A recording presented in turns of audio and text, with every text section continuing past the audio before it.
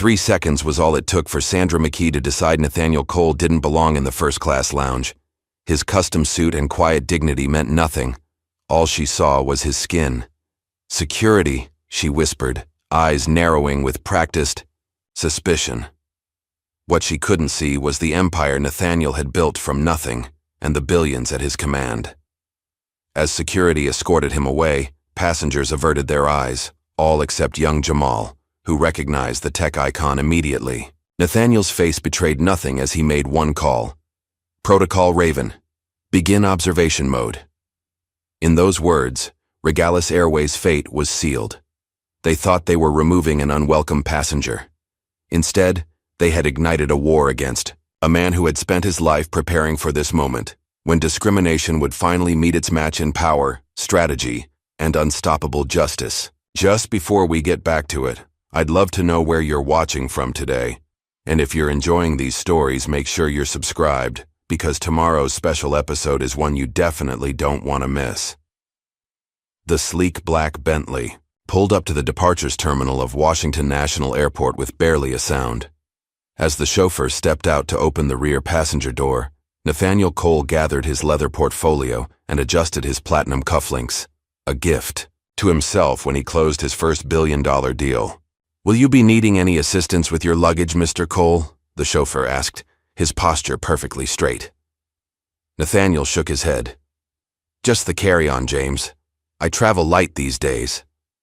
He stepped onto the curb, cutting an impressive figure in his custom-tailored Tom Ford suit that accentuated his athletic build. At 42, Nathaniel carried himself with the quiet confidence of a man who knew exactly who he was and what he was worth.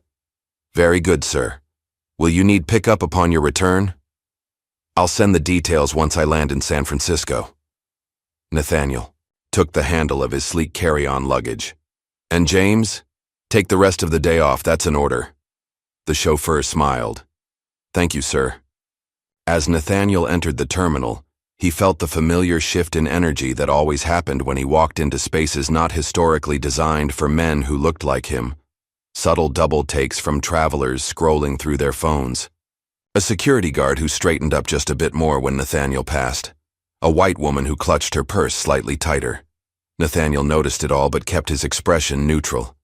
These moments were so common, they had become white noise. In the symphony of his life, annoying but predictable, he'd learned long ago that reacting only gave others power over his peace. The first-class check-in line was empty, and Nathaniel approached the counter where two gate agents were chatting. The younger woman, whose name tag read Erica, smiled automatically, but the older agent, Sandra McKee according to her badge, paused mid-sentence and gave Nathaniel a long, assessing look. "Good morning," Nathaniel said, sliding his ID and platinum frequent flyer card across the counter. "Regalis Airways to San Francisco, 11:30 departure." Sandra took his documents with a tight smile that didn't reach her eyes. "And how are you today, sir?" The pause before "sir" was subtle but unmistakable. "I'm well, thank you." Nathaniel maintained eye contact, his voice measured and calm. Sandra tapped at her keyboard with unnecessary force. "Business or pleasure today?" "Business." "I'm sure." She glanced at his ID, then back at him, as if confirming the photo matched. "Cole. Nathaniel Cole." "That's correct." Sandra leaned toward Erica and whispered something. Erica's eyes widened slightly before she composed herself. Nathaniel caught fragments. "That startup guy. And probably just lucked into some money." Nathaniel had built a multi-billion-dollar AI empire from nothing, but he'd grown accustomed to being diminished as that startup guy. "Your boarding pass, Mr. Cole," Sandra said, handing him the document with barely concealed reluctance. "First, class passengers may proceed to the premium security lane and the first-class lounge. Boarding begins at 10:45. "Thank you." Nathaniel collected his documents, noting how Sandra's eyes followed him as he walked away. The TSA security process was uneventful, though Nathaniel was randomly selected for additional screening, a statistically improbable event that happened nearly every time he flew. He submitted to the extra pat-down without comment, keeping his face neutral despite the indignity. 20 minutes later, Nathaniel approached the entrance to the Regalis Airways first-class lounge. A different agent stood at the podium, a young, white man with blonde hair who brightened when he saw Nathaniel approaching. "Good morning, sir. May I see your boarding pass and ID?" Nathaniel had just reached for his documents when Sandra suddenly appeared behind the podium, slightly out of breath as if she'd hurried to intercept him. "I'll handle this one, Ryan," she said, dismissing the younger agent with a curt nod. Ryan looked confused but stepped aside. Nathaniel handed over his boarding pass and ID again. Sandra examined them with exaggerated scrutiny, turning the boarding pass over as if searching for some flaw, some reason to deny him. "Is there a problem?" Nathaniel asked quietly. "Just doing my job, sir." The way she emphasized "sir" made it sound like an insult. "This first-class ticket seems unusual." Nathaniel raised an eyebrow. "Unusual how?" "Well, these are very expensive seats." Sandra's eyes narrowed. "And we need to be sure that all passengers are in their proper place." Several travelers in the vicinity slowed their pace, sensing the tension. Nathaniel was acutely aware of the eyes on him, the silent judgment, the assumptions being made. "I assure you my ticket is valid," Nathaniel said, his voice still calm but with a new edge of steel beneath it. Sandra scanned his boarding pass, frowning at the computer screen. "This ticket, it's probably someone else's." She looked up at him. "Did you find this boarding pass, sir? Or maybe it was purchased for you by an employer?" The implication hung in the air, heavy and offensive. A few feet away, an older white man in a golf shirt and khakis snorted derisively. "Maybe he's lost," the man said loudly enough for everyone to hear. "Coach is that way." He pointed toward the main terminal. Sandra didn't correct the man or defend her passenger. Instead, she seemed emboldened by the comment, standing straighter. "I'm going to need additional verification," she said. "This doesn't seem right." Nathaniel carefully extracted his wallet and removed a black American Express Centurion card, the credit card so exclusive most people had only heard rumors of its existence. "Will this help verify my identity?" he asked, his voice perfectly level. Sandra's eyes widened slightly, but she recovered quickly. "Anyone could have that. I'm going to need to call security." She picked up a phone, turning her back to Nathaniel as she dialed. Nathaniel didn't protest.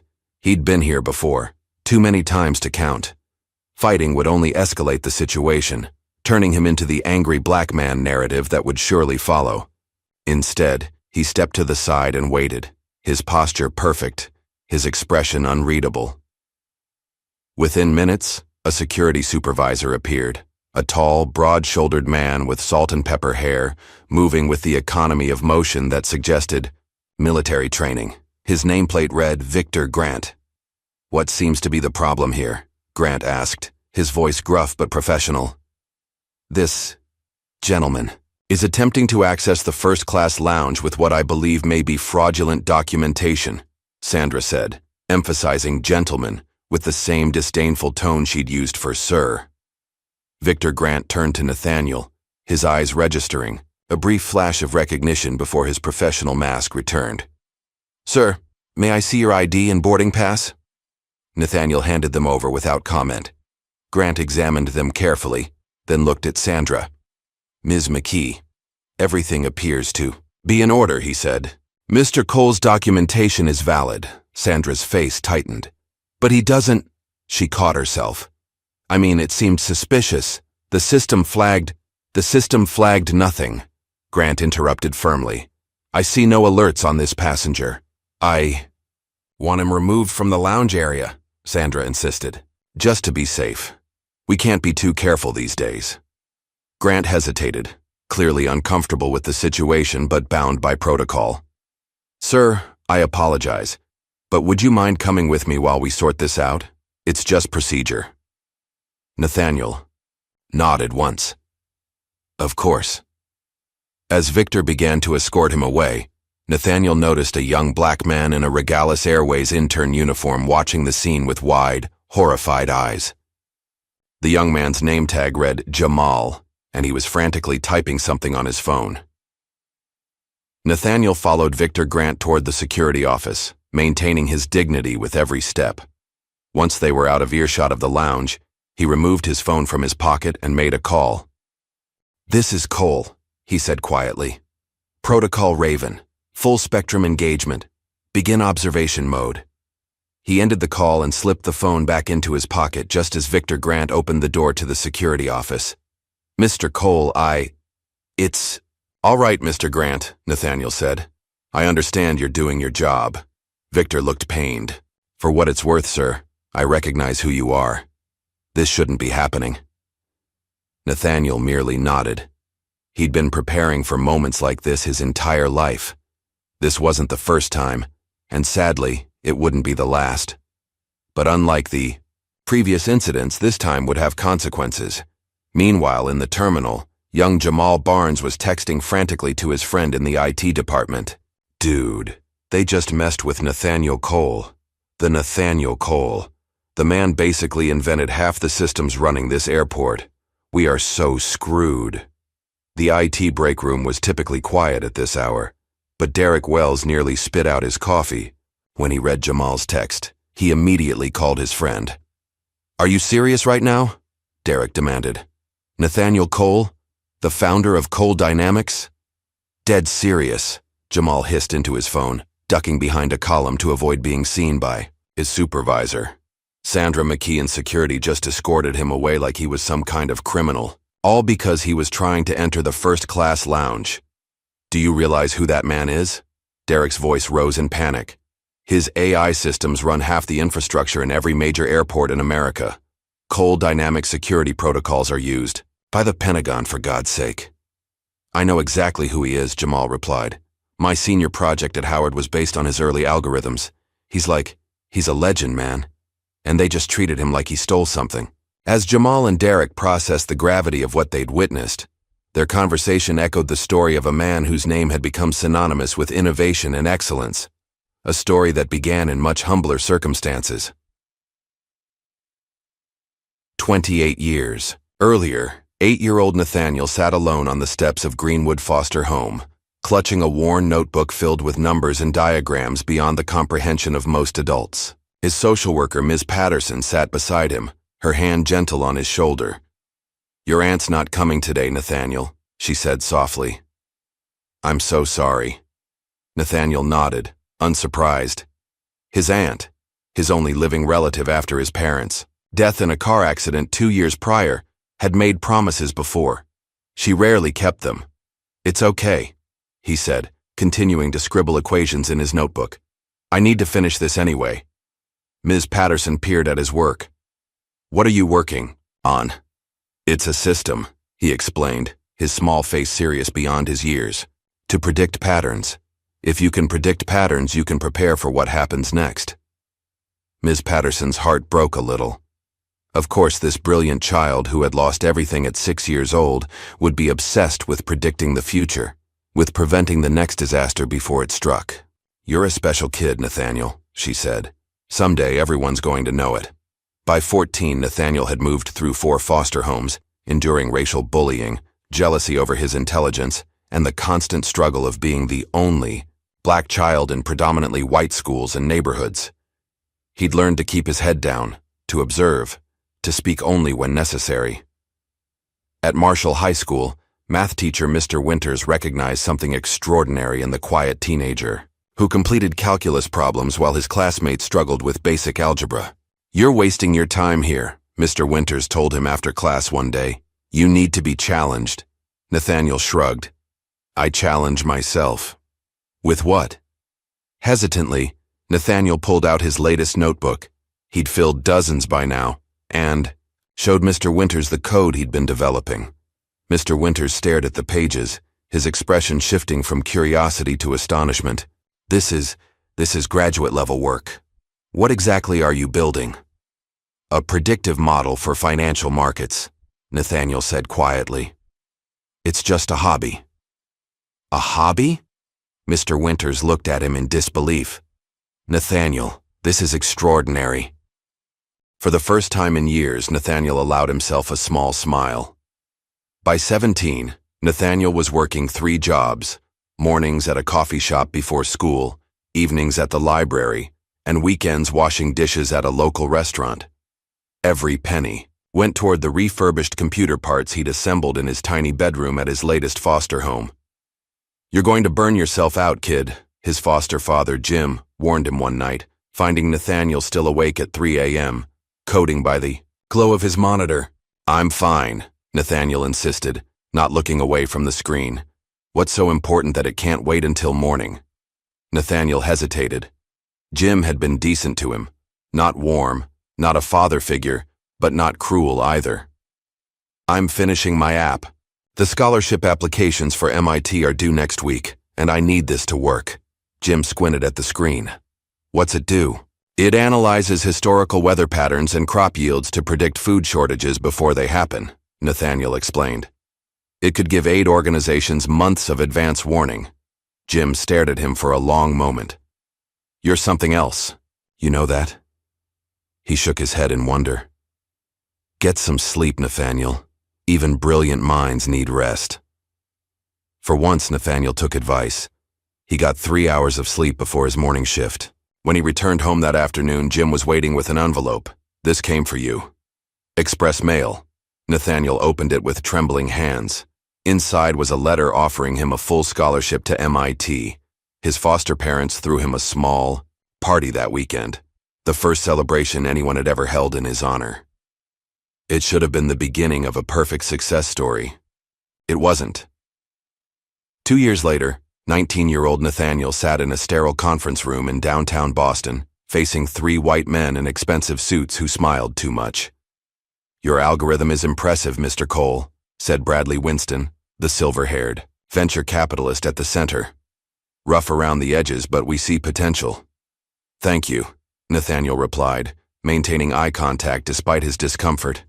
He'd spent 2 years refining his predictive food shortage system into something that could save thousands of lives. "We're prepared to offer you $50,000 for the IP," said another man, Andrew Phillips, according to the business card on the table. Nathaniel frowned. "The projected value is in the millions." Winston laughed as if Nathaniel had told a charming joke. That's very optimistic. Look, we're taking all the risk here. You're a student with an unproven concept. A concept I built and tested myself," Nathaniel countered. "It works. The World Food Program has already expressed interest." "Such passion," Winston said condescendingly. "But you need to understand how business works. We have the connections. The infrastructure. You want to strip the humanitarian application and sell it to hedge funds," Nathaniel interrupted, finally understanding. "That's not what it's for." The third man, Robert Davies, sighed impatiently. "Mr. Cole, let's be practical. You're a sophomore from nowhere with no family connections, no wealth behind you. This offer is generous." Nathaniel stood up. "Thank you for your time, gentlemen." "Don't be foolish," Winston warned. "You turn this down, we'll develop something similar in-house. You'll get nothing." "I'll take my chances." Nathaniel collected his prototype and left. 6 months later, Winston's firm launched a derivative of Nathaniel's system, having reverse-engineered aspects of it from the demonstration. They made millions. Nathaniel received nothing, not even credit. It was the first betrayal, but not the last. It taught him a crucial lesson. In the world of business, power was everything, and he had none. Yet. While Jamal continued his frantic text exchange with Derek, similar conversations were happening across the airport as word spread rapidly among the staff. The Nathaniel Cole was being detained. In the security office, Victor Grant was visibly uncomfortable as he went through the motions of checking Nathaniel's documentation again. "I apologize for the inconvenience, Mr. Cole," he said formally. "This appears to be a misunderstanding." Nathaniel remained calm. "Is it, though?" Victor's eyes met his briefly before looking away. "Sir?" "A misunderstanding implies unintentional error," Nathaniel said. This felt quite intentional. Victor didn't respond immediately. After 20 years in airport security following his military service, he'd seen patterns emerge. He'd witnessed the random selections that weren't random at all. He'd observed the extra scrutiny applied to certain passengers, particularly successful-looking black men who dared to occupy first-class spaces. "I can't comment on that, sir," Victor finally said. You don't need to, Nathaniel replied. Your silence speaks volumes. Victor cleared his throat. You're free to go, Mr. Cole. I'll personally escort you back to the lounge. That won't be necessary. I believe my flight is boarding soon anyway. As Nathaniel left the security office, his phone buzzed with a message. It was from an unknown number. Mr. Cole, this is Jamal Barnes, Regalis intern. What happened to you? Was wrong. Many of us here respect you greatly. Nathaniel paused, considering. Then he typed back, Stay observant. Truth reveals itself to the patient. Outside the terminal, in a sleek black SUV with tinted windows, a woman watched the airport, entrance with laser focus. Leah Okoro had been head of global security for Cole Dynamics for 5 years, ever since Nathaniel had personally recruited her away from her senior position at the CIA. At 45, with her close-cropped hair and perpetually alert eyes, Leah carried herself with the quiet assurance of someone who had seen the worst of humanity and knew how to counter it. Her phone rang. Okoro, she answered crisply. It's me, came Nathaniel's voice. Protocol Raven is active. Understood. Assets in place? Moving into position now. I'm boarding shortly. Leah nodded, though Nathaniel couldn't see her. Initial intel on Regalis is concerning. Heavy ties to offshore accounts, particularly in the Cayman Islands and Switzerland. Their CEO, Charles Whitmore, plays golf with half the Senate Transportation Committee. Vulnerabilities? Numerous, Leah replied, bringing up a secured tablet. Their cybersecurity is outdated.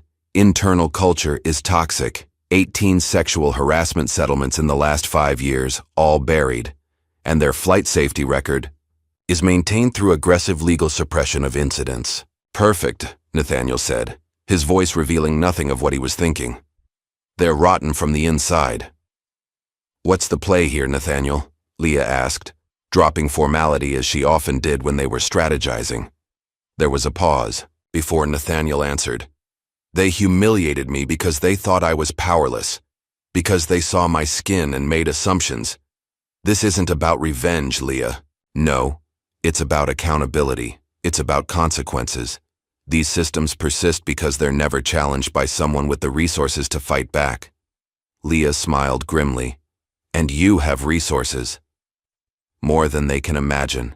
Nathaniel. Confirmed. Prepare full-spectrum engagement. I want every skeleton in every Regalis closet exposed. And Sandra McKee? Leah asked. Her too. No one is collateral damage in this. Everyone who participates in these systems makes a choice. Meanwhile, across town at the Regalis Airways corporate headquarters, CEO Charles Whitmore was enjoying a whiskey in his office after returning from a round of golf with Senator Thomas Green, chairman of the Senate Transportation Committee. Great news, Martin, he told his CFO, Martin Reynolds. The proposed safety regulations will be indefinitely delayed for further study. Martin raised his eyebrows.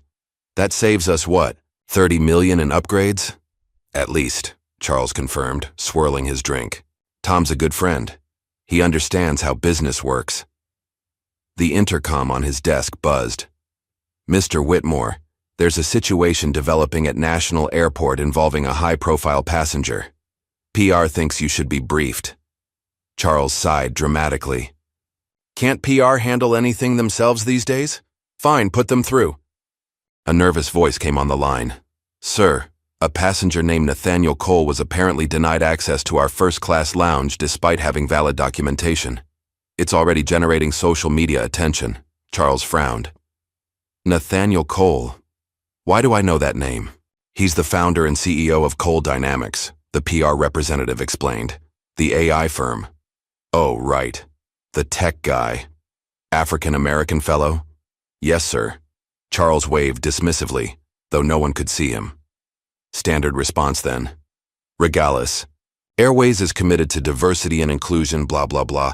Isolated incident, not reflective of our values. You know the drill. Sir, I think this might require more attention. Mr. Cole is extremely influential and... Look, Charles interrupted. Just blame it on the employee and move on. We've handled these situations before. No one has the attention span for outrage. Anymore. It'll be forgotten by tomorrow. Yes, sir, the PR rep said dubiously. After hanging up, Charles turned to Martin. You see what I have to deal with? Everyone panics over nothing these days. Martin looked less certain. Cole Dynamics. Aren't they the ones who developed the new air traffic control AI system? Probably, Charles shrugged. They're all the same, these tech companies. Too much money, too little real-world experience. Don't worry about it. Back at the airport, Erica approached Sandra in the staff break room, her expression troubled. Sandra, what happened with that passenger was wrong, she said quietly. Sandra looked up from her coffee, eyes narrowing. Excuse me? That man had every right to be in the lounge. His documentation was valid. You know it was. I was following protocol, Sandra said defensively. He seemed suspicious. How? Erica challenged. Because he was black? He was better dressed than half the passengers in first class. Sandra's face hardened.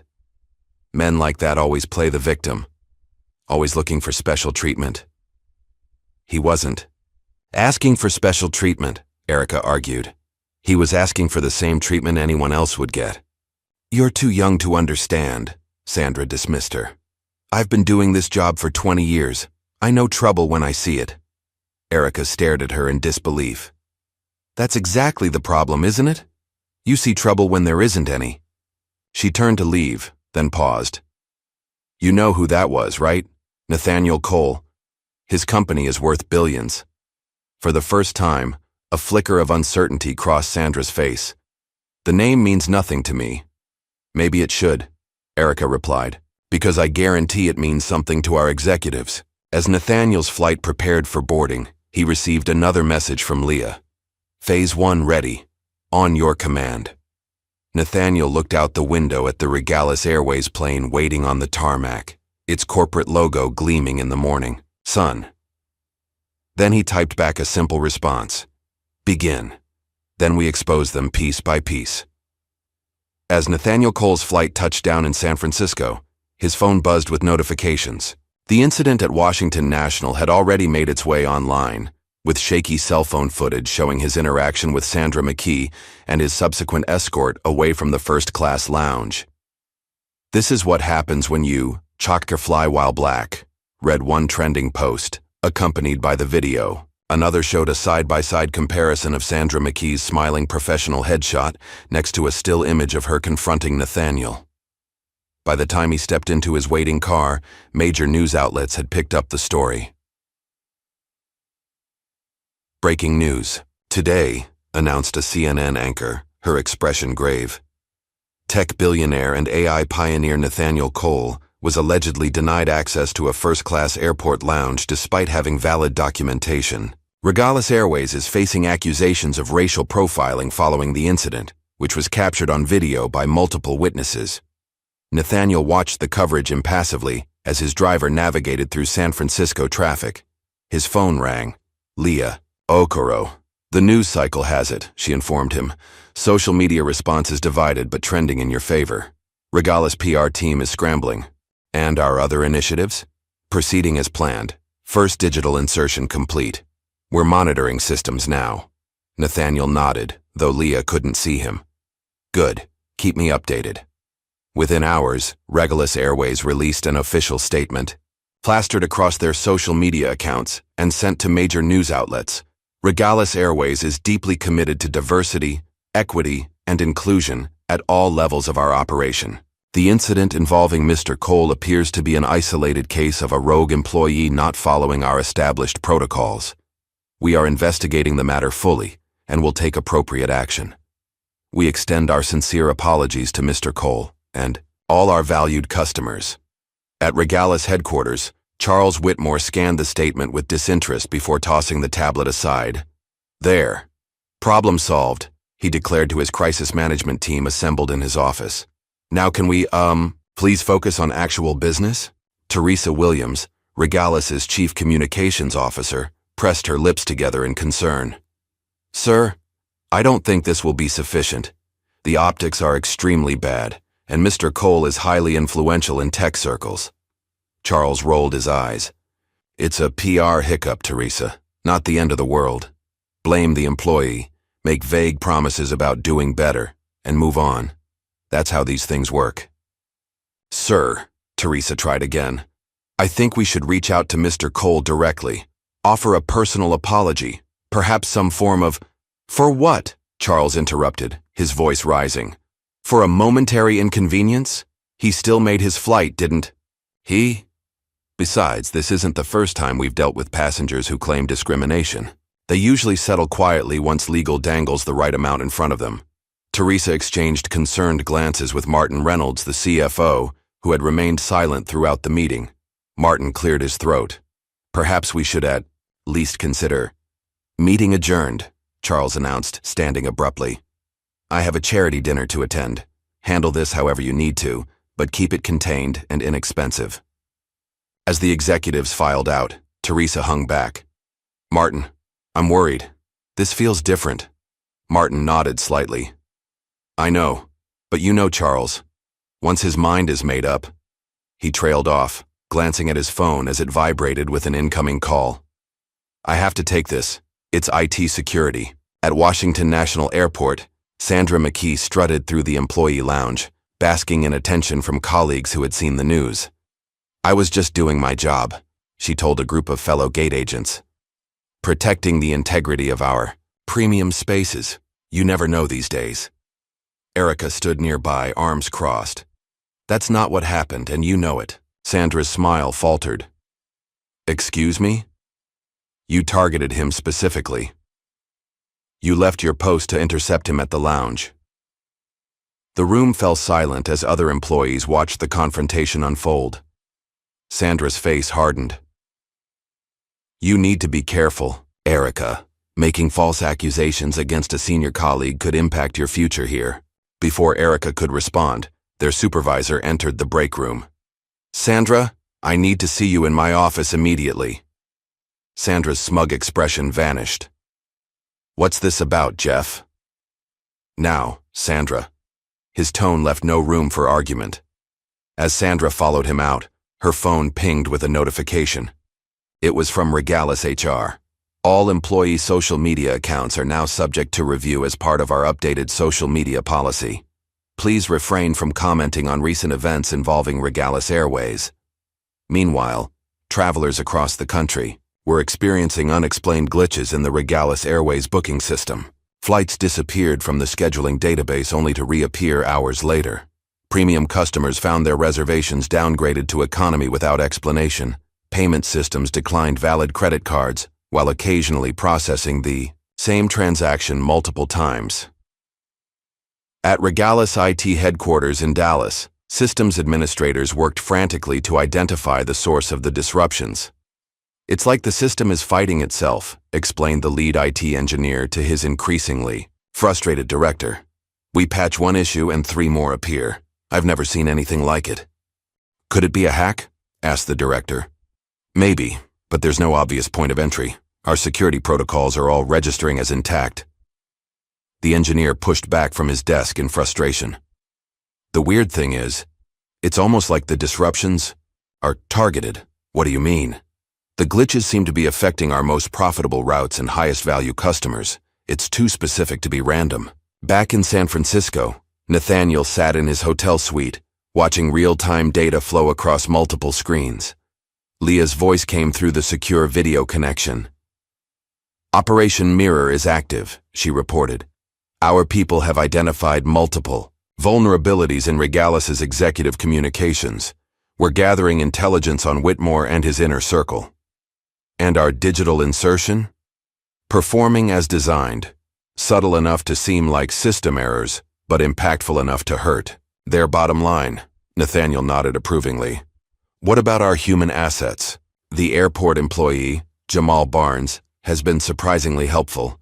He's provided access to internal communications channels, and we've identified other potential allies within Regalis who seem unhappy with the current leadership. Good. What? Did you find on Sandra McKee? Leah's expression turned grimmer. She's a piece of work. Multiple passenger complaints over the years, all buried by management. She has a pattern of targeting passengers of color, particularly in premium cabins. HR has a file on her, but they've taken no substantive action. And Victor Grant, former Air Force, 20 years in airport security, by all accounts a decent man in a difficult position, ethical but constrained by the system. Nathaniel considered this. Reach out to him. Quietly. I want to know where he stands. As this conversation was taking place, Jamal was working his shift at the airport, feeling a mix of anxiety and purpose. His phone buzzed with a text from Derek in IT. Something weird is happening in our systems. Boss is panicking. Does this have anything to do with what happened yesterday? Jamal checked to make sure no one was watching before replying. Maybe. Keep me posted. Several terminals away, Victor Grant was reviewing security camera footage from the previous day, focusing on Nathaniel's interaction with Sandra. He rewound and replayed the scene several times, his frown deepening. It was worse than he remembered. Sandra's body language, her clear disdain, the unnecessary escalation. His office phone rang. "Grant," he answered. "Mr. Grant," came a smooth, professional female voice. "My name is Leah Okoro, head of global security for Cole Dynamics. Do you have a moment to speak privately?" Victor stiffened. "How did you get this number?" "That's not important right now. What matters is that we have a mutual acquaintance in Nathaniel Cole." Victor glanced around his empty office, then lowered his voice. "What is this about, Ms. Okoro?" "It's about justice, Mr. Grant, and choices. Mr. Cole was impressed by your professionalism yesterday, despite the difficult position you were placed in. I was just doing my job." "Yes, but the question is, whose job were you really doing? Following protocol or enabling discrimination?" Victor's jaw tightened. "That's unfair. I followed procedure." "Perhaps, but you knew it was wrong. I can hear it in your voice even now." After a long silence, Victor spoke again. "What does Mr. Cole want from me?" "Nothing you're not willing to give. Just truth, when the time comes." After the call ended, Victor sat motionless, staring at the security footage still frozen on his screen. In his 20 years at the airport, he'd seen countless incidents like this one, moments where procedure became a shield for prejudice. He'd always followed the rules, stayed in his lane.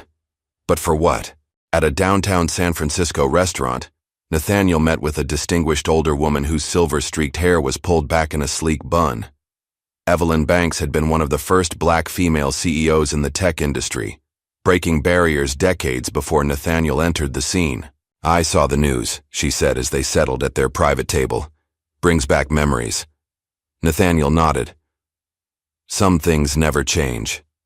"But some things do," Evelyn countered, studying him. 20 years ago, you would have had no recourse. Now, you have resources, influence, power." "I do," Nathaniel agreed. "And I intend to use them." Evelyn sipped her wine thoughtfully. "I taught you patience for a reason, Nathaniel. The long game always wins." "I'm not being impulsive. Aren't you?" "This feels personal." "It is personal," Nathaniel acknowledged. "But it's also bigger than me. Regalis Airways has systematically enabled discrimination while pretending to value diversity. They're rotten to the core, financially, ethically, operationally. And you're going to be what? Judge, jury, and executioner?" Nathaniel's expression remained calm. "No, I'm just going to create transparency. What happens after that is up to the market, the regulators, and the public." Evelyn studied him for a long moment. "You've thought this through." "You taught me well," she nodded slowly. "Just remember what else I taught you. True power isn't about destruction. It's about transformation." "I remember," Nathaniel assured her. "This isn't about revenge. It's about accountability." As their dinner continued across the country, the Regalis Airways systems continued to deteriorate. Customers flooded social media with complaints about canceled flights, lost reservations, and multiple credit card charges. The hashtag Regalis Chaos began trending alongside Fly While Black. In the IT war room at Regalis headquarters, the director slammed his fist on the table. "How is this possible? We've patched every vulnerability." "Sir, A junior analyst spoke up hesitantly. I think I might know what's happening. All eyes turned to her. There's a pattern to the disruptions. They started right after the incident with Nathaniel Cole. Coincidence, the director dismissed. Maybe not, the analyst persisted. Cole Dynamics created the backbone of our booking and scheduling systems 3 years ago. What if there's a backdoor we never knew about? A tense silence filled the room. That's impossible, the director finally said, but his voice lacked conviction. Our security team would have found it, unless it was designed not to be found until activated. At that moment, Leah Okora was briefing her team of cybersecurity experts from a secure location. Phase 2 begins now, she instructed. Focus on their internal communications. I want every email, every text message, every internal memo related to discriminatory practices or regulatory violations. One of her analysts looked up from his screen. We've already uncovered something interesting. Charles Whitmore has a separate email server for communications he wants kept off the official system. Leah's eyes narrowed. Can you access it? Already done. It's enlightening.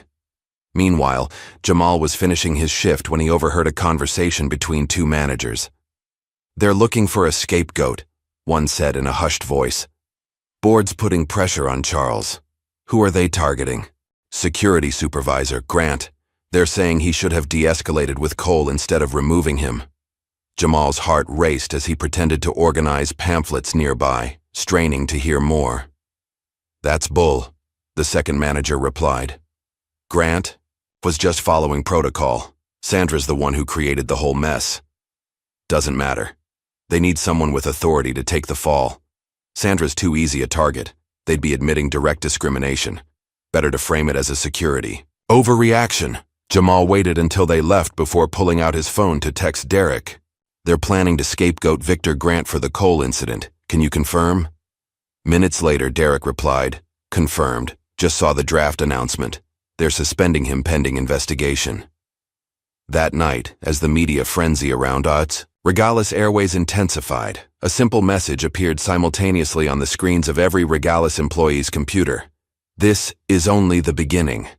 The message vanished as quickly as it had appeared, leaving Regalis employees stunned and executives panicked. In the company's Atlanta headquarters, Charles Whitmore paced his office, phone pressed to his ear. I don't care what it costs, he barked. I want this contained now. Get me Ethan Ross. Ethan Ross was a name whispered in corporate circles, the fixer brought in when normal PR strategies failed. His specialty was crisis management through intimidation, leveraging connections across media, politics, and occasionally, the darker corners of information gathering. 3 hours later, Ethan strode into Charles's office without knocking. A lean, immaculately dressed man with cold eyes and a reputation for ruthless efficiency. This is worse than you described, were his first words, tossing a tablet onto Charles's desk. Your stock is down 12% since opening. Social media is a bloodbath. And that message on your employees' computers? You've been hacked. Charles. Thoroughly. Charles slumped into his chair.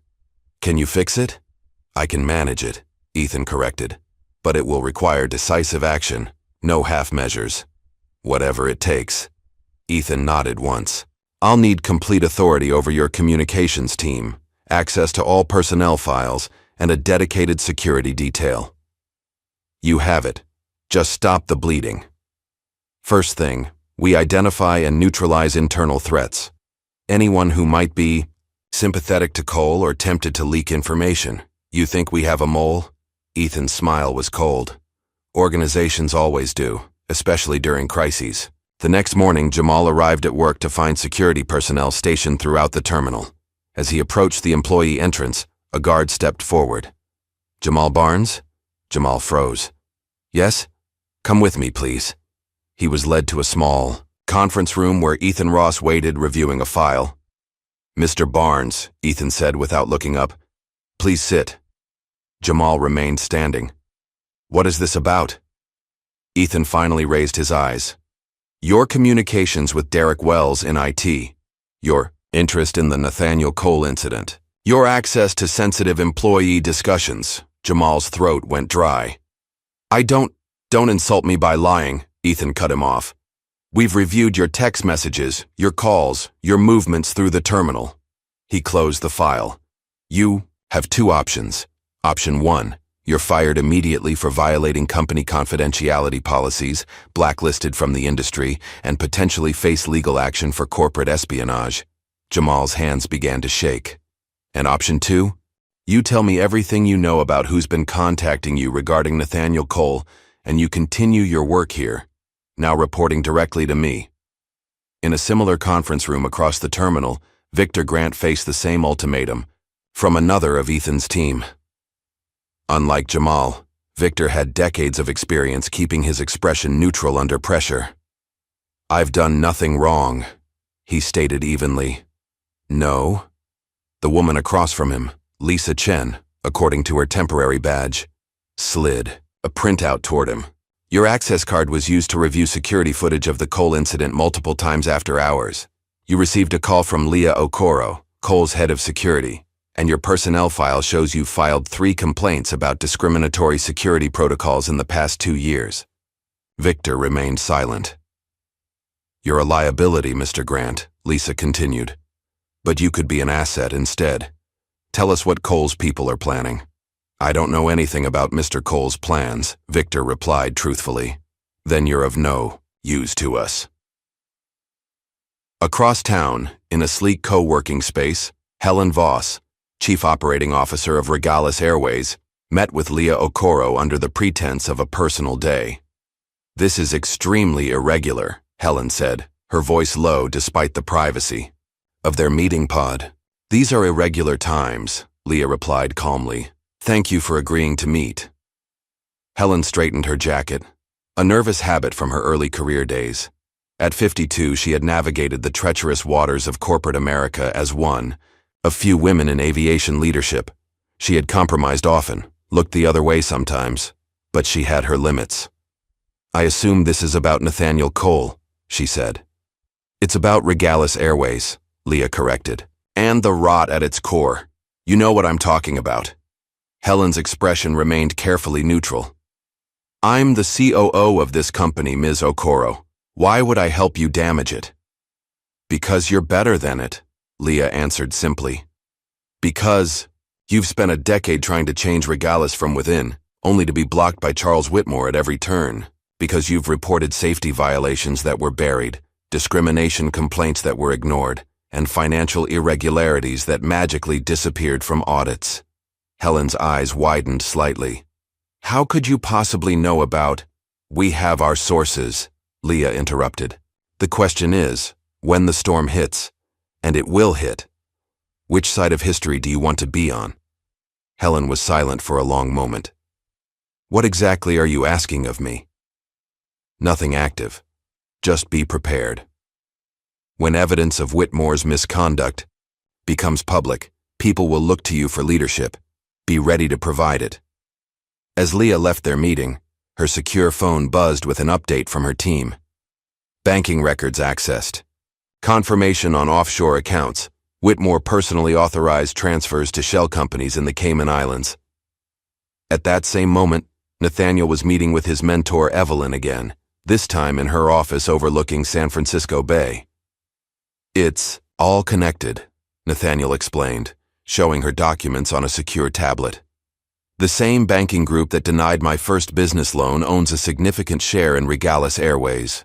The same board members who privately mocked my affirmative action MIT scholarship sit on Regalis's advisory board. Evelyn studied the connections. You've been tracking this for years.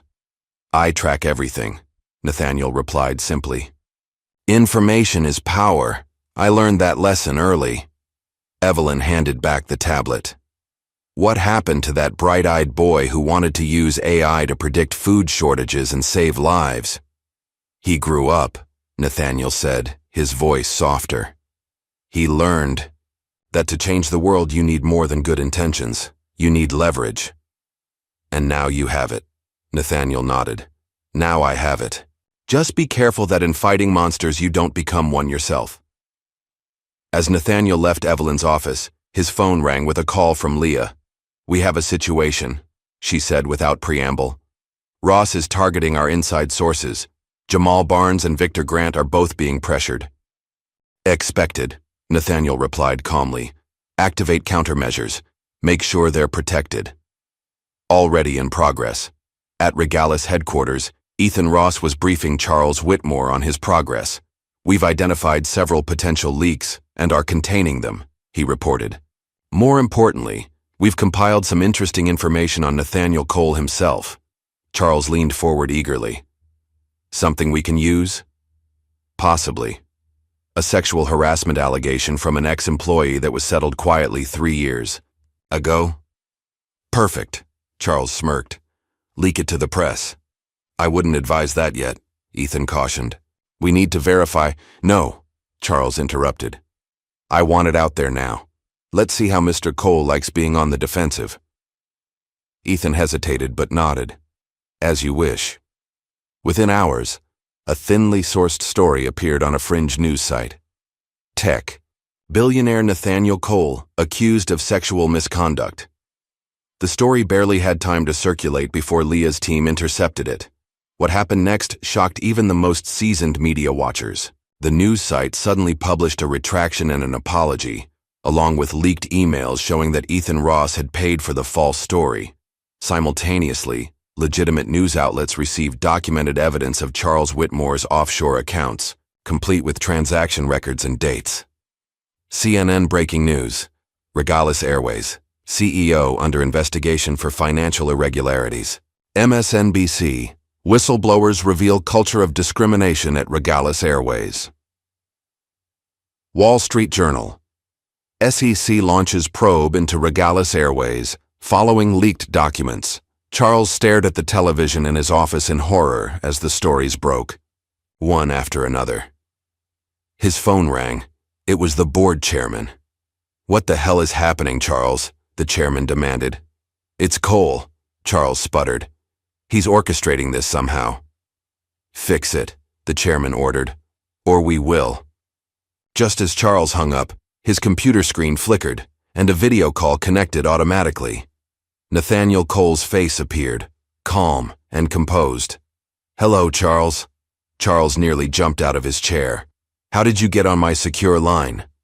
"There's nothing secure about Regalis Systems," Nathaniel replied evenly. "Not anymore. What do you want? Money? An apology?" Nathaniel almost smiled. "I have more money than you'll ever have, Charles, and your apology would be meaningless." "Then what?" "Justice. Accountability. Change." Nathaniel leaned closer to the camera. "You're not just fighting me, Charles. You're fighting the future." The call ended abruptly. Charles lunged for his phone to call Ethan, but the screen showed only one message. "We're not shutting down a flight, we're shutting down an empire." The elegant glass conference room at Cole Dynamics headquarters in San Francisco buzzed with quiet precision as Nathaniel's legal team assembled. Through floor-to-ceiling windows, the Golden Gate Bridge stood partially shrouded in morning fog, a fitting metaphor for the veiled battle about to unfold. "The formal letter of complaint has been delivered to Regalis Airways," said Rebecca Lawson, Nathaniel's chief legal counsel. Her tailored Navy suit and no-nonsense demeanor reflected her reputation as one of the most feared litigators in corporate America. "We've accused them of racial discrimination, hostile customer environment, and violation of federal transportation equality statutes." Nathaniel nodded, his fingers steepled beneath his chin. "And their response?" "Their legal team is scrambling," Rebecca replied with the ghost of a smile. "They've requested a 48-hour extension to formulate their official response." "Granted," Nathaniel said. "The letter is merely a distraction anyway." Rebecca exchanged glances with Leah Okoro, who stood by the window, her posture military straight.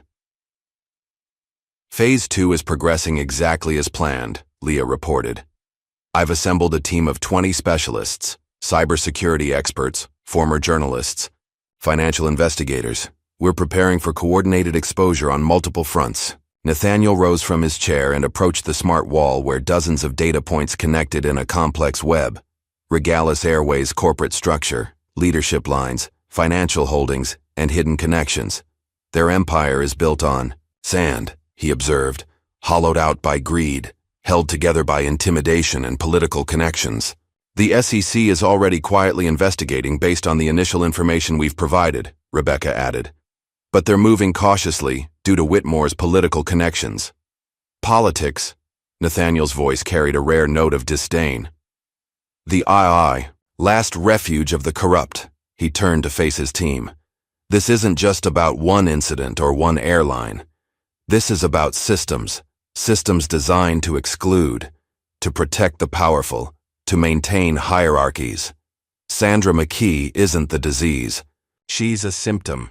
Speaking of Sandra, Leah interjected, our investigation has uncovered 12 previous formal complaints against her for discriminatory treatment of passengers, all buried by Regalis HR. Nathaniel wasn't surprised. And the young gate agent? Erica? She's being pressured to remain silent, Leah confirmed. Ethan Ross has been circulating implied threats about her future employability if she speaks out. A muscle tightened in Nathaniel's jaw, a rare display of visible emotion. Ensure she's protected. Same for Jamal and Victor Grant. As his team dispersed to execute their assignments, Nathaniel's phone buzzed with a text from Evelyn Banks. Whitmore is mobilizing his political allies.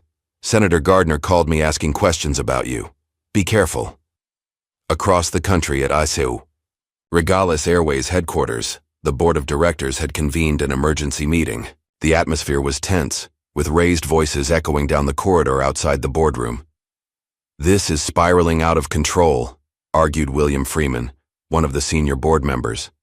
We need to settle with Cole immediately, issue a public apology and move on. Absolutely not, Charles Whitmore countered, his face flushed with anger. We show weakness now, and we'll have every discrimination lawyer in America at our throats. This is a shakedown, pure and simple. Helen Voss studied the board members' faces, noting who seemed troubled by the situation versus those blindly loyal to Charles. As COO, she'd spent years watching Charles prioritize profits over people, but he'd always been careful to maintain plausible deniability. Now, with the company under scrutiny, fault lines were emerging. The stock has dropped 18% in 3 days, noted the CFO, Martin Reynolds. Institutional investors are getting nervous. We need to contain this. And we will, Charles insisted. Ethan Ross has managed worse situations than this.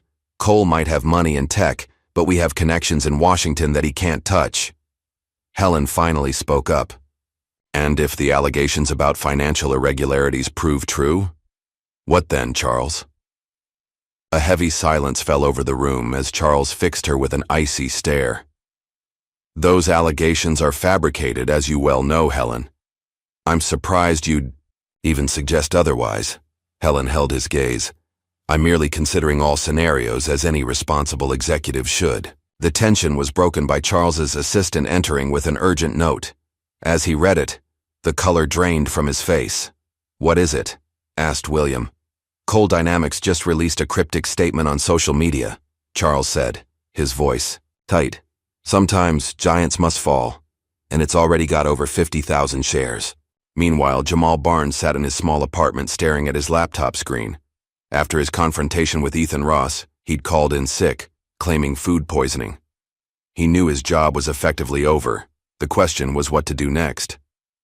His phone rang with an unknown number. Hello? He answered cautiously. Jamal Barnes? A woman's voice responded.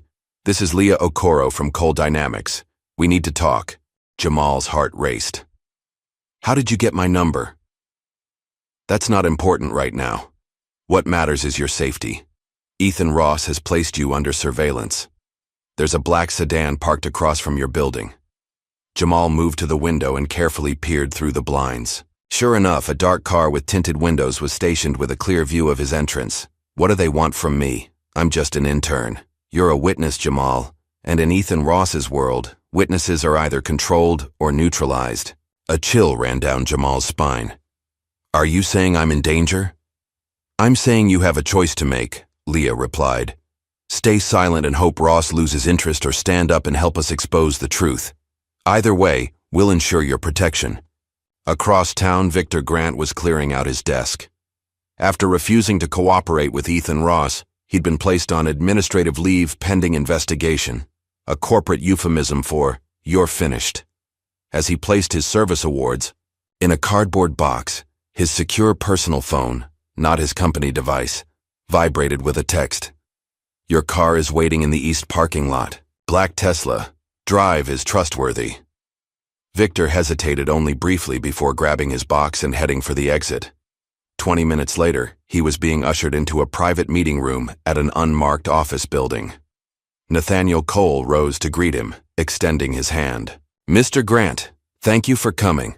Victor shook his hand firmly. "Not like I had much choice. My career is likely over." "Or just beginning," Nathaniel countered, gesturing for him to sit. "It depends on your perspective. What exactly do you want from me?" "The truth, Mr. Grant. Nothing more." Victor studied the man across from him, poised, measured, radiating quiet power. "I've seen the rot at Regalis for years," he admitted. "Not just with passengers, employee discrimination, security protocols that target specific groups, harassment complaints that disappear." Nathaniel nodded. "We've uncovered much the same. But first-hand testimony from someone of your position would be powerful." "You're asking me to be a whistleblower. I'm asking you to be the man I suspect you already are," Nathaniel replied. "One who believes in doing what's right, even when it's difficult."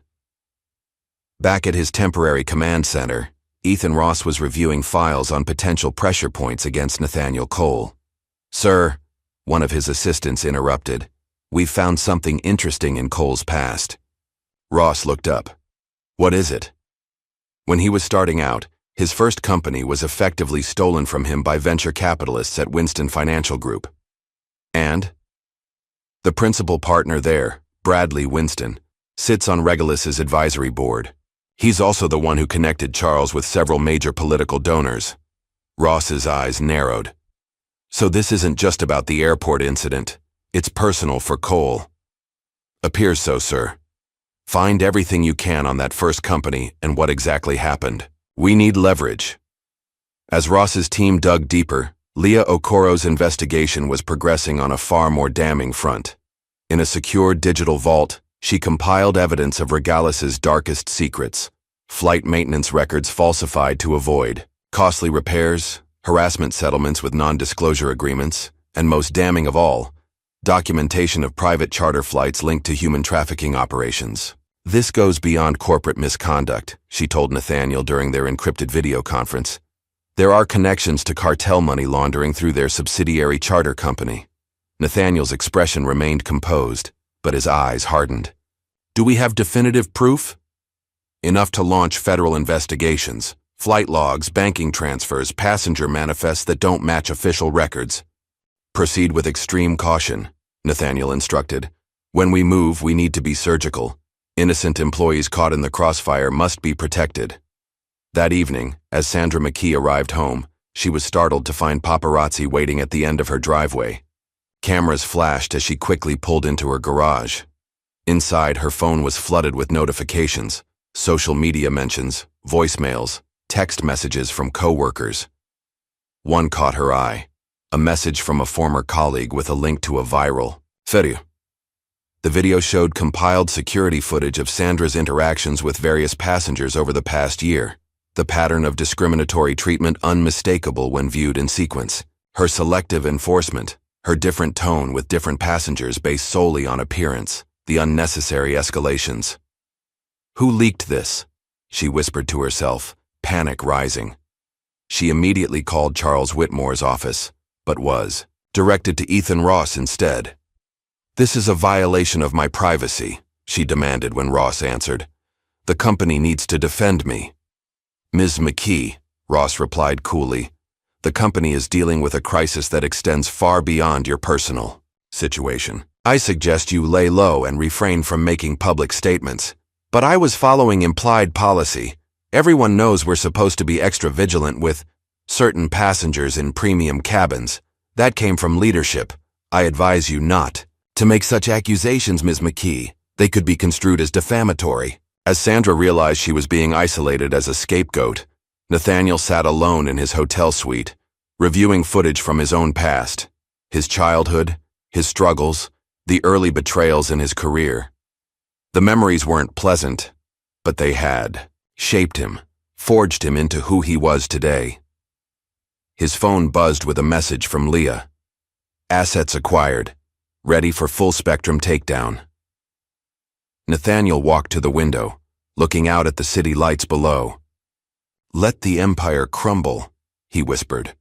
The first signs that something was catastrophically wrong at Regalis Airways came at 4:13 a.m. Eastern Time when their global booking system crashed completely.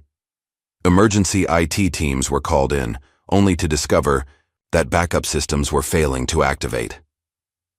By 6 a.m., as the first wave of morning flights should have been departing, chaos engulfed every Regalis terminal across the country.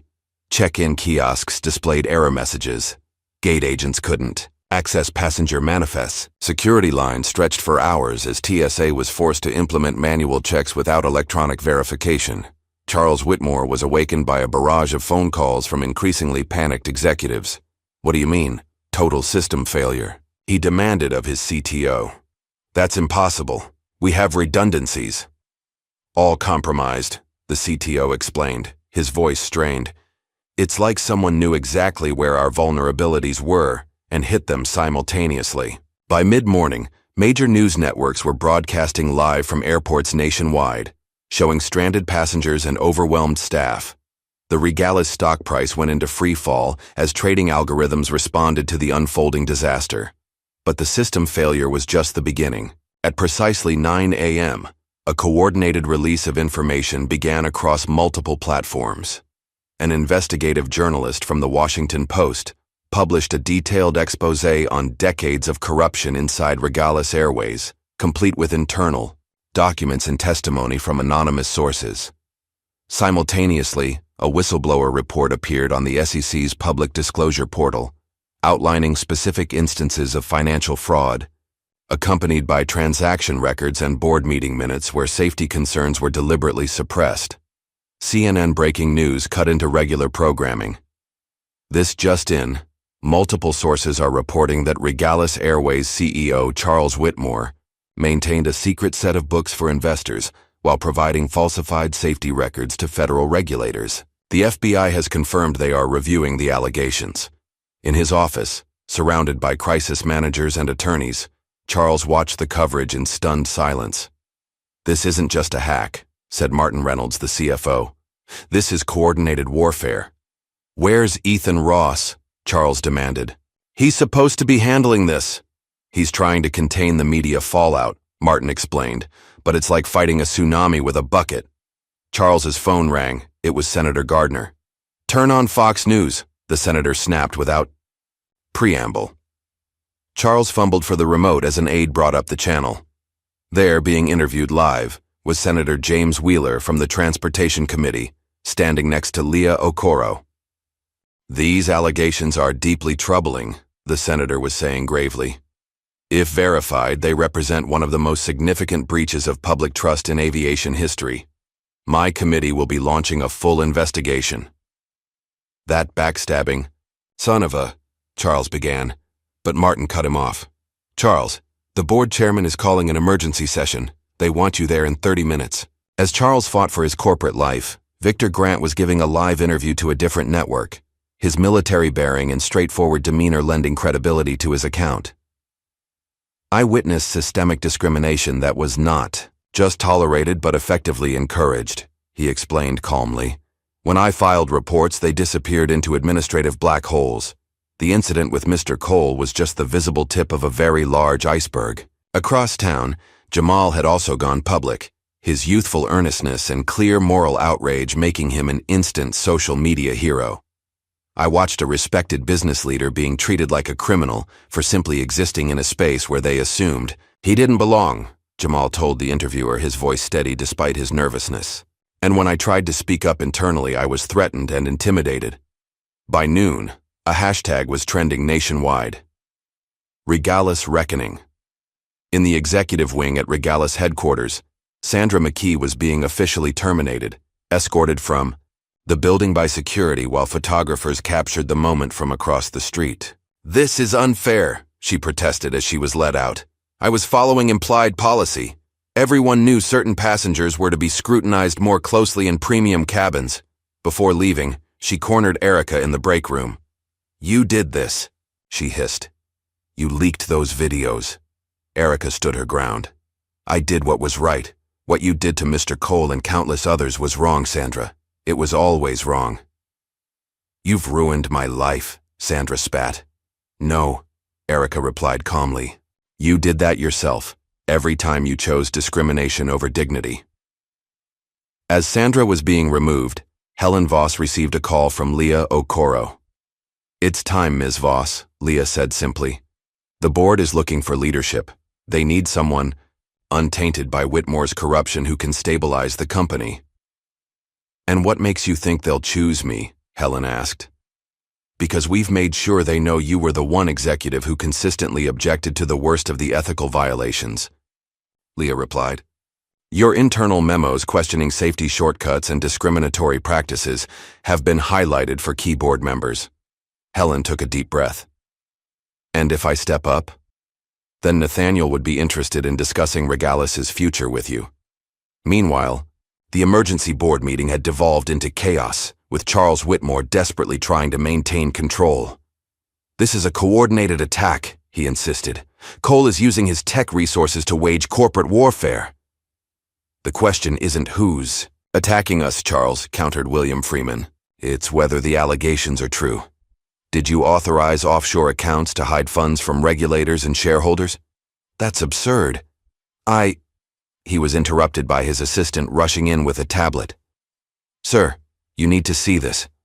On the screen was an email from Charles's personal account to Bradley Winston discussing how to bury maintenance issues on the 737 fleet and intimidate safety whistleblowers. The blood drained from Charles's face. That's been doctored. Digital forensics can verify its authenticity," William pointed out. "Charles, if even half of what's coming out is true, we're facing criminal charges, not just civil penalties."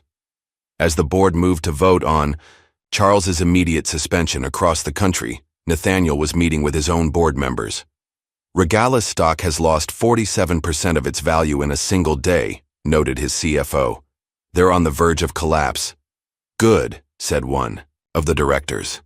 "They deserve it after what they did."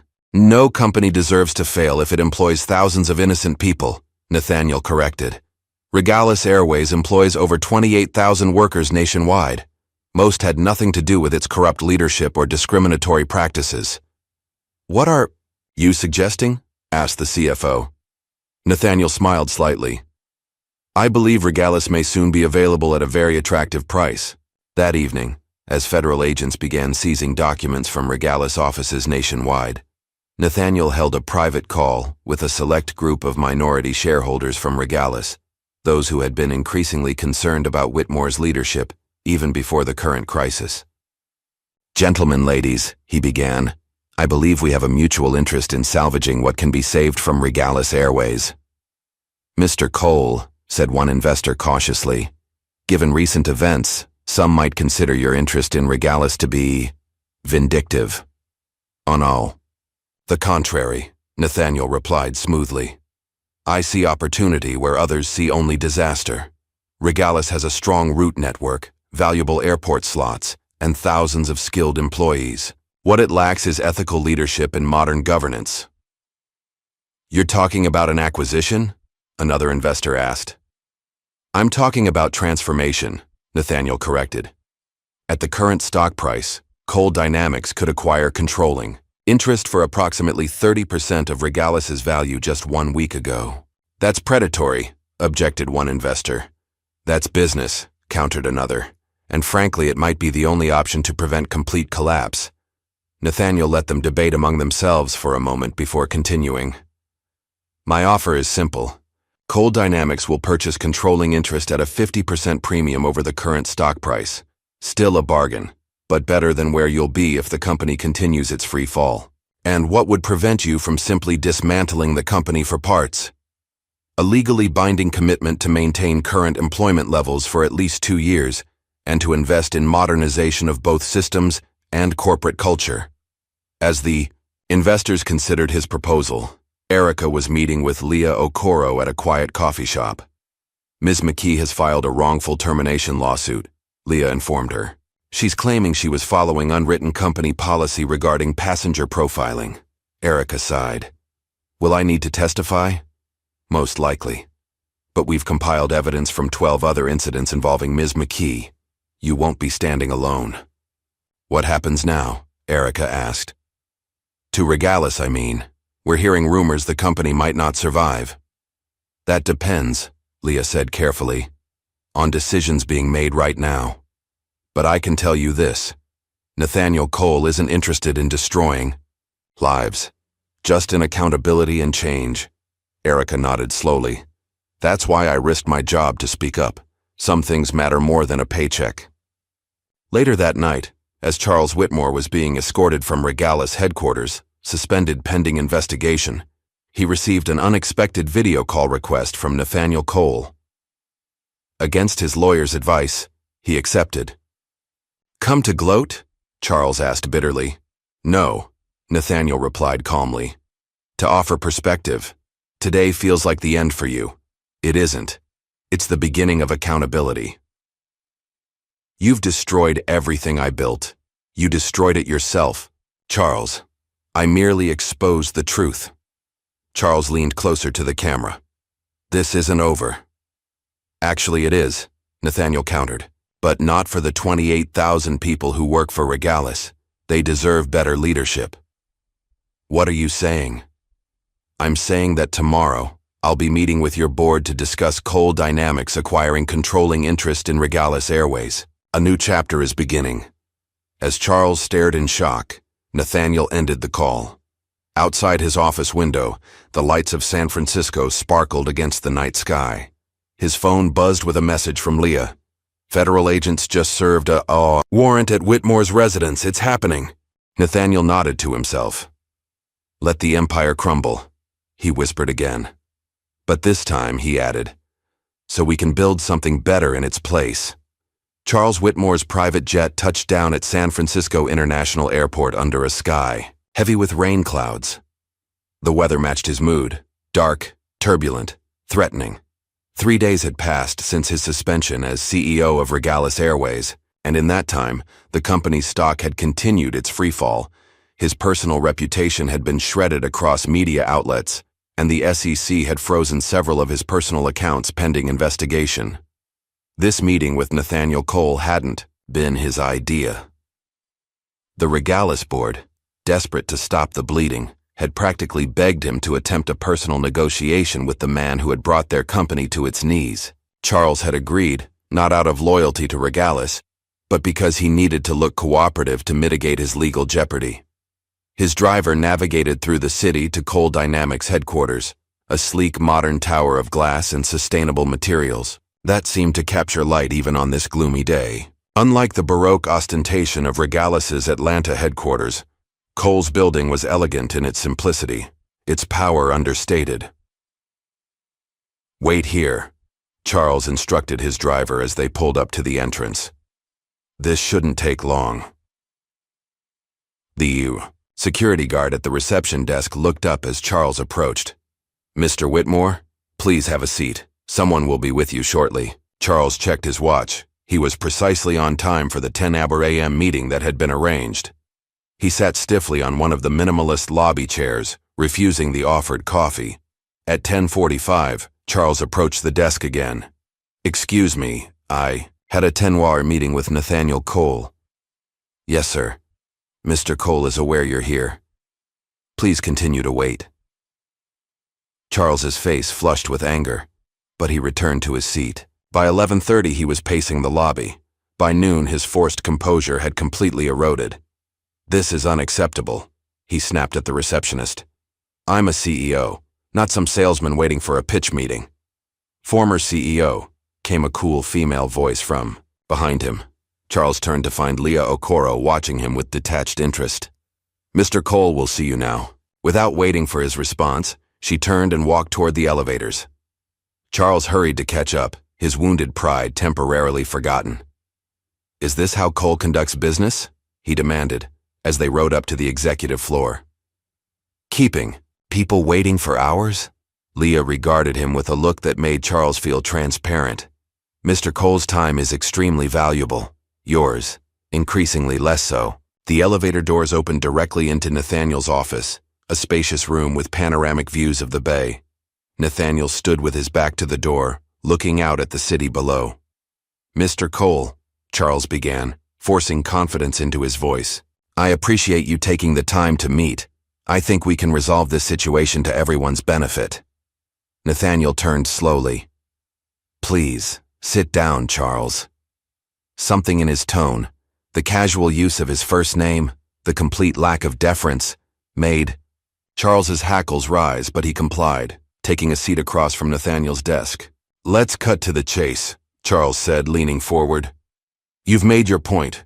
You've hurt our stock, damaged our reputation. You've got your revenge for that unfortunate incident at the airport. Now let's talk about moving forward. Nathaniel observed him silently for a moment. Do you believe that's what this is about? Revenge for an unfortunate incident? What else would it be? Charles countered with a dismissive wave. Look, these things happen. Our employee was overzealous. We've fired her. I'm personally apologizing to you now. What more do you want? Accountability, Nathaniel replied simply. For patterns, not incidents. For systems, not individuals. Charles scoffed. Don't give me that social justice nonsense. We both know this is business. You're using this situation for leverage. Fine. Name your price. My price, Nathaniel repeated, as if testing the concept. He pressed a button on his desk, and a holographic display activated between them, showing Regalis Airways' corporate structure, with highlighted sections indicating areas of corruption, fraud, and misconduct. Let me tell you what my investigation has uncovered, Charles. 6 years of falsified maintenance records, 12 sexual harassment cases buried through aggressive NDAs, discriminatory hiring practices systematically concealed from federal regulators. Money laundering through your charter subsidiary. Shall I continue? Charles's face had gone pale. Those allegations are fully documented, Nathaniel interrupted, expanding a section of the display to show emails, financial records, and internal memos, many bearing Charles's signature or direct approvals. Every single one. Those are private company records. You hacked us. That's corporate espionage, Charles sputtered. Interesting that your concern is how we obtained evidence of your crimes, not the crimes themselves, Nathaniel observed. What do you want? Charles demanded, his bluster gone. I want Regalis Airways, Nathaniel stated simply. Cole Dynamics will acquire controlling interest at $20 per share. Charles barked out a bitter laugh. That's less than a third of its value from just last week. It's twice what it's trading for right now, Nathaniel countered calmly, and significantly more than it will be worth after the federal indictments come down. Charles studied the man across from him, searching for a weakness, an angle, some way to regain the upper hand. Finding none, he tried a different approach. And if I help facilitate this acquisition, what's in it for me personally? The possibility of avoiding federal prison, Nathaniel replied. I have enough evidence to ensure you spend the next decade in a cell, Charles. Cooperate fully with the transition. Sign a complete confession of your role in Regalis's illegal activities, and I'll ensure that confession emphasizes your assistance in exposing corporate wrongdoing. You expect me to confess? To destroy myself? Charles was incredulous. I expect you to recognize reality, Nathaniel said. Your empire is already crumbling. The only question is whether you go down with it. Charles stood abruptly, his chair scraping against the floor. This meeting is over. My attorneys will be in touch. You haven't heard the last of this, Cole. As he stormed toward the elevator, Nathaniel's voice followed him. Actually, I have a car waiting to take you to your next meeting with the FBI field office downtown. They're quite interested in discussing those offshore accounts in the Cayman Islands. Charles froze, turning slowly. You wouldn't dare. Nathaniel met his gaze evenly. I already have. The elevator doors opened to reveal 2 serious-looking men in suits. Charles Whitmore, FBI. We'd like you to come with us to answer some questions. As Charles was escorted out, Leah entered from a side door. That went exactly as predicted. Of course it did, Nathaniel replied. Men like Charles always believe they're the smartest person in the room, right up until the moment they realize they've lost everything. Speaking of losing everything, Leah said, checking her secure tablet. Our sources say Charles has been planning a counter-move. He instructed Ethan Ross to fabricate a scandal about you, something involving financial improprieties with minority contractors. Nathaniel's expression didn't change. And we intercepted it before they could place the story. In fact, we've reversed it. The financial documents they fabricated have been traced back to their source, Ross's own laptop. The FBI now has evidence of their attempted fraud. Perfect, Nathaniel nodded. What about the board? Helen Voss has been quietly building support among the members. With Charles now being questioned by federal authorities, I expect they'll vote on our offer within 24 hours. Across town, in a much less glamorous setting, Jamal Barnes was being escorted into a private meeting room at Cole Dynamics Recruitment Center. He'd received a mysterious invitation the previous day, with no explanation beyond an opportunity to discuss your future. When the door opened, Nathaniel Cole walked in, causing Jamal to jump to his feet. Mr. Cole, I didn't know I'd be meeting with you personally. Please sit down, Jamal, Nathaniel said with a warm smile that transformed his usually serious demeanor. And call me Nathaniel. Still stunned, Jamal sat back down. I don't understand why I'm here. You're here because you showed integrity. When it mattered, Nathaniel explained, taking a seat across from him. Because you recognized injustice and weren't afraid to stand against it, even at personal risk. Anyone would have done the same, Jamal said modestly. No, Nathaniel shook his head. They wouldn't. Most people look away. Most people stay silent. You didn't. He slid a folder across the table. Inside was an offer letter for a position at Cole Dynamics, a management training program with a salary that made Jamal's eyes widen. I don't have the experience for something like this, Jamal stammered. Experience can be gained, Nathaniel replied. Character has to be built over a lifetime. You've already demonstrated the character we value at Cole Dynamics, as... Jamal struggled to find words. Nathaniel continued. We rise not just for ourselves, Jamal, but so others don't have to start where we did. Someone took a chance on me when I was younger than you are now. It's time to pay that forward. At Regalis headquarters, Erica found herself unexpectedly summoned to meet with Helen Voss.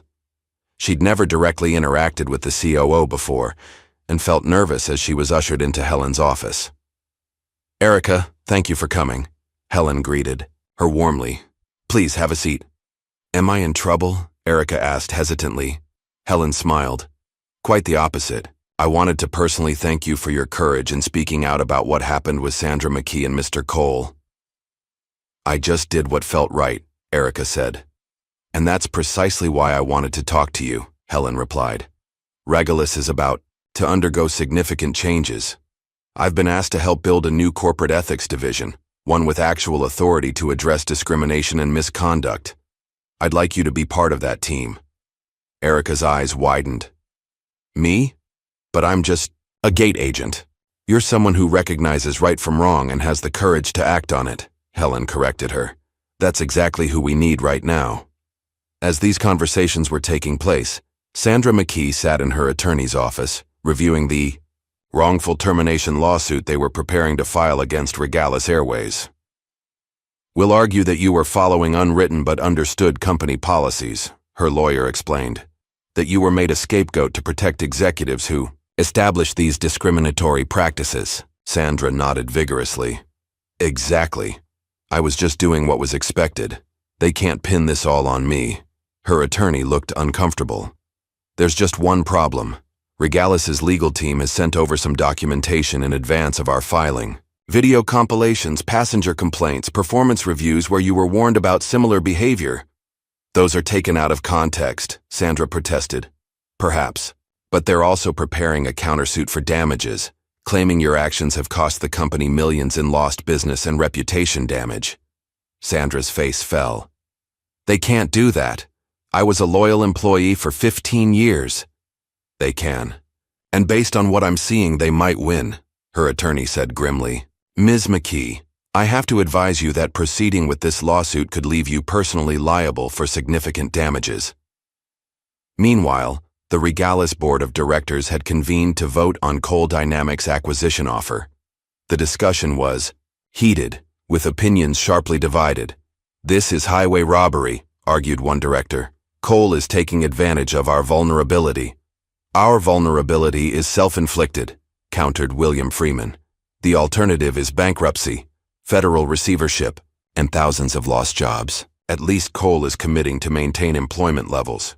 Can we trust him? Asked another board member skeptically. Helen Voss spoke up. Nathaniel Coal built a multi-billion-dollar company based on principles of integrity and innovation. His reputation in the business world is impeccable. Can we say the same about our leadership under Charles? After hours of debate, the vote was taken, 11-3 in favor of accepting Coal Dynamics' offer. As news of the acquisition broke, financial analysts scrambled to assess the implications. This is unprecedented, remarked a CNBC commentator. Coal Dynamics, primarily a tech and AI company acquiring a major airline. It's a bold move that transforms both companies overnight. In a federal holding facility, Charles Whitmore learned of the vote from his attorney. His face contorted with rage as the reality set in. His empire, his legacy, his reputation, all destroyed in less than a week. This isn't over, he growled. Coal hasn't heard the last of me. His attorney looked uncomfortable. Charles, you need to focus on your legal defense right now. The federal prosecutors have offered a deal, but it requires your full cooperation in their investigation of Regalis's financial practices. I'll never cooperate with them, Charles snapped. I built that company. And now you might spend 20 years in federal prison, his attorney replied bluntly. Is your pride worth that?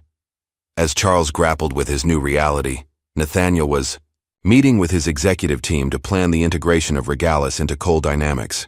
The transition will be complex, his CFO warned. Regalis's corporate culture is completely different from ours. That's precisely why we're acquiring them, Nathaniel replied.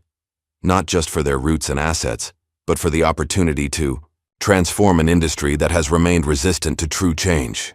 And the name? Asked his chief marketing officer. Do we keep the Regalis brand? Nathaniel shook his head. No, that name is tainted now. We need something new. Something that symbolizes the transformation we're undertaking. Coal Air has a nice ring to it, suggested the CMO. Nathaniel considered it, then nodded. Coal Air, he repeated, where everyone belongs. 3 months had passed since the acquisition, and the aviation industry was still adjusting to the seismic shift. The former Regalis Airways, now rebranded as Coal Air, had undergone a remarkable transformation that extended far beyond its name and logo. On a bright spring morning, thousands gathered for the official launch of Coal Air at Washington National Airport, the very place where Nathaniel Coal had been humiliated months earlier. A temporary stage had been set up on the tarmac, with the first official Coal airplane as a backdrop, its sleek design featuring a new logo that incorporated elements of both companies. News crews jostled for position as Nathaniel stepped up to the podium, looking perfectly at ease in the spotlight despite his usual preference for privacy. Today marks not just the beginning of a new airline, he began, his voice carrying across the assembled crowd, but a new vision for what air travel can and should be. Coal Air is founded on a simple principle, that every passenger, every employee, every person deserves to be treated with dignity and respect. Where everyone belongs isn't just our slogan, it's our promise. Applause rippled through the audience as Nathaniel outlined the company's initial policies: mandatory diversity and inclusion training for all staff, anonymous reporting systems for passengers and employees, partnerships with education initiatives in underserved communities, and perhaps most surprisingly, a program offering free flights to students who couldn't otherwise afford to visit prospective colleges. We believe that mobility, physical, economic, social, is a right, not a privilege, Nathaniel continued. And we're building an airline that reflects that belief in every aspect of its operation. Seated in the front row, Jamal Barnes watched, with barely contained emotion. 6 months ago, he had been an undervalued intern witnessing discrimination firsthand. Now, he was a rising star in Coal Dynamics' management training program, and today, he would be speaking on national television about his experience. When Nathaniel introduced him, Jamal approached the podium with a mixture of nervousness and determination. "My story begins with a simple act of recognition," Jamal told the audience. "Recognizing injustice when I saw it, and recognizing that remaining silent wasn't an option." He paused, gathering his thoughts. "But it's also about recognizing potential, not just in ourselves, but in systems we often take for granted. An airline isn't just a business, it's a gateway to opportunity, to connection, to the wider world, and everyone deserves access to that gateway." As Jamal spoke, cameras panned to the diverse group of executives seated behind him, including Erica, now head of the newly formed Passenger Experience and Equality Division, and Victor Grant, who had accepted the position of Director of Security Operations for Coal Air. After the speeches, as the invited guests and media toured the first Coal airplane with its redesigned interior focused on accessibility and comfort for all passengers, Nathaniel slipped away for a private moment with Helen Voss. "The board ratified your appointment as CEO this morning," he told her. "Congratulations." Helen shook her head in amazement. "A year ago, I was hitting glass ceilings at every turn under Charles. Now I'm running the company. You were always the most qualified person for the job," Nathaniel replied. Charles just couldn't see past his own prejudices. "And what about you?" Helen asked. "What's next for Nathaniel Cole?" He smiled slightly. "I have other systems to transform." Meanwhile, in a federal courtroom across town, Charles Whitmore was accepting a plea deal, 15 years reduced to 7 in exchange for testimony against other executives involved in Regalis's financial crimes. His attorney had convinced him that fighting the charges would only result in a longer sentence given the mountain of evidence. As he was led from the courtroom, a reporter called out, "Mr. Whitmore, do you have any comment on today's launch of Coal Air?" Charles turned, his face tight with suppressed rage, but said nothing as marshals escorted him away. That evening, as media outlets ran stories about Coal Air's launch and Charles Whitmore's plea deal, Leah Okoro was promoted to Chief Operating Officer of Coal Dynamics in a small private ceremony. "Your loyalty and brilliance deserve recognition," Nathaniel told her as he presented her with a symbolic key to the executive floor. "You saw this through from the beginning." "We both did," Leah replied with a rare smile. "Justice doesn't always come swiftly, but it does come." 2 weeks later, Nathaniel's private jet touched down in his childhood neighborhood in Chicago's South Side. The area had changed over the decades, but the challenges remained: underinvestment, limited opportunities, systemic barriers to advancement. As he walked the streets of his youth, memories flooded back. The foster homes, the racial bullying, the constant struggle to be seen as more than his circumstances. He paused outside his old elementary school, now somewhat dilapidated from years of budget cuts. The school principal, Dr. Angela Williams, greeted him at the entrance. "Mr. Cole, thank you for coming personally. The children are so excited to meet you." "The pleasure is mine," Nathaniel assured her. "Is everything prepared for the announcement?" "Yes, though I still can't quite believe it's happening." Inside the school gymnasium, hundreds of students gathered, buzzing with excitement at the special assembly. When Nathaniel took the stage, a hush fell over the room. "I stood where you're sitting now, many years ago," he began softly, "dreaming of a future that seemed impossible from these chairs. Today I'm here to tell you that nothing is impossible when you combine talent with opportunity." He unveiled the plans for what would become the Cole Foundation's flagship initiative, a $50 million investment in the neighborhood, including a state-of-the-art technology center, scholarship programs, and a comprehensive mentorship network, connecting students with professionals across multiple industries. "This isn't charity," Nathaniel emphasized.